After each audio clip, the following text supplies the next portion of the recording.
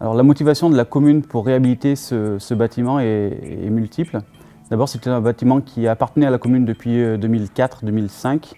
Un bâtiment avec une valeur haute patrimoniale pour la commune, historique aussi, du fait de l'histoire des revolts sur la commune de Saint-Uze. Et ce bâtiment, on a cherché à lui trouver une vocation qui du coup est culturelle et patrimoniale. Le domaine Revol, ce qu'on appelle aujourd'hui le domaine Revol, est constitué de salles d'exposition, d'une médiathèque municipale et de salles d'exposition, de salles associatives autour de la mémoire et du patrimoine. Ce bâtiment est en état d'insalubrité complète, devait être réhabilité de fond en comble et la commune a entrepris donc de gros travaux qui ont duré plus d'1 an.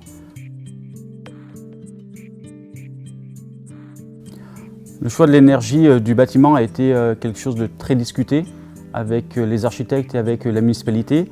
Il y avait pour nous un enjeu fort de choix énergétique autour de ce bâtiment, plusieurs choix possibles et nous avons fait le choix d'une chaudière à granulés, donc une chaudière bois, pour des exigences d'abord environnementales, de coût aussi, mais d'abord environnementales parce qu'il nous semblait que ce bâtiment à valeur patrimoniale très forte devait s'inscrire aussi dans le futur et on a choisi une énergie qui était plutôt une énergie d'avenir qu'une énergie fossile type classique. Techniquement parlant, donc on a plusieurs déclinaisons de la chaudière bois sur ce bâtiment-là. Aux salles du rez-de-chaussée, du rez-de-parc, nous avons un chauffage au sol.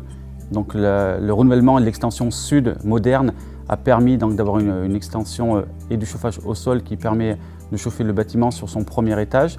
Et sur les 2 niveaux suivants, nous avons donc du chauffage intégré au mur, du chauffage, j'allais dire aussi très contemporain, et qui s'intègre dans le bâtiment, qui est fondu dans le bâtiment et qui permet d'utiliser donc cette chaufferie bois et ces granulés de manière très moderne dans ce bâtiment aux étages 2 et 3.